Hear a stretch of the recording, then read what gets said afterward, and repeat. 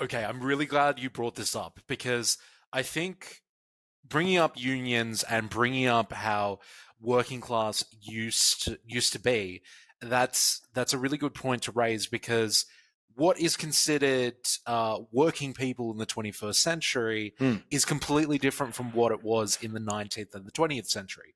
So in the 19th and the 20th century, it would have been a factory worker. And the Hmm. thing is, when you kind of have those clear lines, then it's easy for the workers to come together and, hold the picket line, do all these things because, you have that militant group, as you were saying. But the thing is, the average worker that you think about in the 21st century would be like a white collared office job. Yeah. And the thing is, like, look, this is probably an anecdote from a previous workplace that I worked at, and like all of the people in my place of work, they didn't know about the union that was affiliated with us, and like I let my employer know that hey, that I was sharing this information with everyone else. They were fine with it, but I very distinctly got the phrase from the employer and the management. It was like, "Oh yeah, you can do that if you want, but we don't really deal with unions here."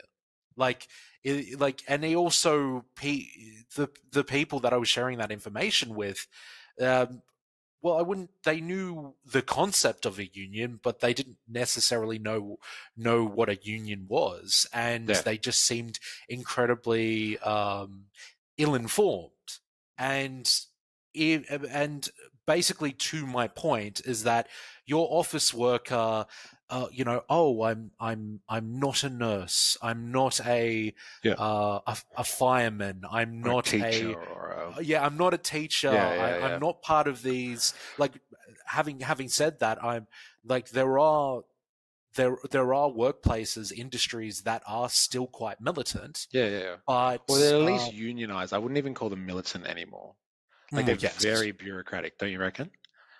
Well, look, if we're taking the Australian example, you're probably right in the sense of, well, probably the CFMU is just much more militant Yeah, yeah, yeah. than probably the teachers' unions that are here in Australia. Yeah, But yeah, if you're going to compare them to the 1920s, which were referred to the Red Years, where like yeah, in yeah, Italy they basically took control of the means of production, yeah, and yeah, Britain they nearly threw over, yeah.